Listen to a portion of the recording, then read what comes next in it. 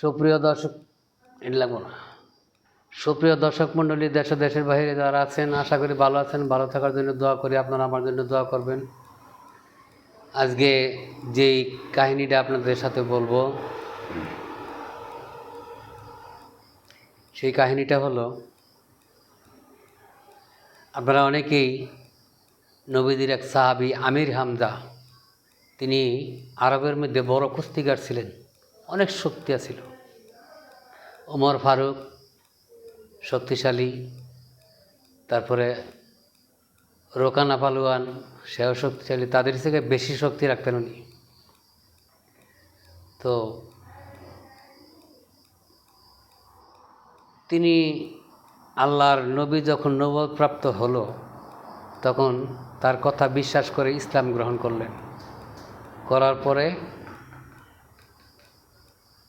কিছুদিন যাওয়ার পরেই আবু জাহেলের সাথে দ্বন্দ্ব লেগে গেল। দ্বন্দ্ব লাগার পরে ওহদের যুদ্ধের ময়দানে গেলেন যুদ্ধ করতে। নবীজিও হিজরতে চলে গেলেন, মদিনায় গেলেন। মদিনায় আমির হামজাও চলে গেলেন। যাওয়ার পরে আবু জাহেল ওহদের ময়দানে যুদ্ধ করবে ঘোষণা দিলেন। ঘোষণা দেওয়ার পরে আমির হামজাও প্রস্তুত হলেন যুদ্ধ করার জন্য। ওই যুদ্ধের ময়দানে গিয়ে এমনভাবে যুদ্ধ আরম্ভ করলেন। ভাই ভাগতে একটা কথা বলি, আপনারা ভিডিওটা দেখেন না, নানাবিধি ভিডিও দেখেন, নানান কথা শোনেন, হাসি তামটার ভিডিও দেখেন, নাটক দেখেন, এগুলি দিন যাবে না। আল্লাহ নবীদের সাহাবীদের গল্প শোনেন, কাহিনী শোনেন, এতে নেকও হয়, জ্ঞানও বাড়ে।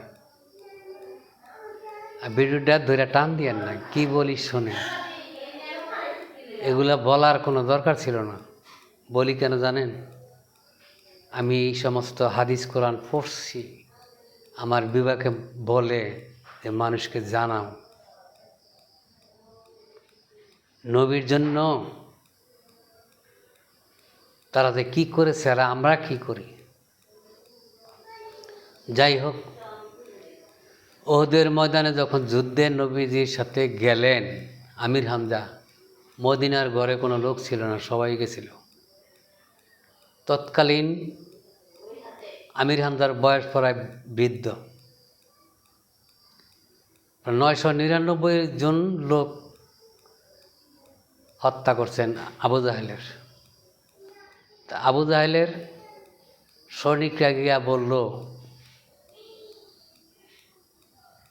যে আবু জাহেলের যুদ্ধের নেতৃত্ব দিতেছে, তার কাছে গিয়া বলল যে আমির হামজার সাথে তো আমরা পারতেছি না, যেই যাই তাকে মাইরা ফেলতেছে।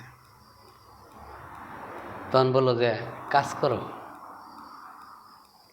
আমির হামজা তো শক্তিশালী, সামনে একদল যাইবা, তার না দেখায় পিছন দিয়ে একদল যাইবা, পিছন দিয়ে আঘাত করবা। ওই রকমই সামনে একদল গেল, যাওয়ার পরে তাদেরকে মারতেছে, আর পিছন দিয়ে এক লোক মাথার মধ্যে তলোয়ার দিয়ে কয়েকটা কোপ দিল। কোপ দেওয়ার পরে মাটির মধ্যে পড়ে গেল। পড়ে যাওয়ার পরে তারা, মক্কায় শত্রুরা ছিল 3 জন ব্যক্তি যারা নেতৃত্ব দিত। একজন হইল আবু সুফিয়ান, আবু লাহাব, আবু জাহেল। আবু লাহাবের স্ত্রী দৌড়াইয়া মাঠে গেলেন, গিয়া শুনলেন আমির হামজাকে হত্যা করা হয়েছে। সে কিছু জীবিত আছে, এখনো পুরা মৃত্যু হয়নি, লাশটা মাটিতে ভরে গেছে দেহটা। ওইখানে আমির হামজার বুকের ওপর বৈশা ছুরি দিয়া বুকটারে ফাইরা কলিজা বার কইরা কাটিয়া চাবায় চাবায় খাইছিলেন। আর বলছিলেন, আমির হামজা তোর কলিজা আমি খাইলাম, আমি এটা পণ করছিলাম যে তোর কলিজা খাওয়া না পর্যন্ত আমি তোর রেহাই দিতাম না। সেই আমির হামজার কবর এখনও মদিনায় আছে। যারা মদিনায় যায়, ঘুরতে যায় সময় নিয়ে, তারা দেখে আসে। তো আজকের টপিক আমার এ পর্যন্তই ছিল। আমির হামজা মরার পরে নবীজি খুব কষ্ট পাইলেন, কষ্ট পাওয়ার পরে কী আর করা, এত বড় একটা শক্তিশালী লোক নিহত হয়ে গেল, কিছু করার নাই। তো একটা ঘটনা বলার অনেক কিছু থাকে, কিন্তু বলা যায় না, তেমন একটা লাইক কমেন্ট পাই না, দেখাও না মানুষের বেশি।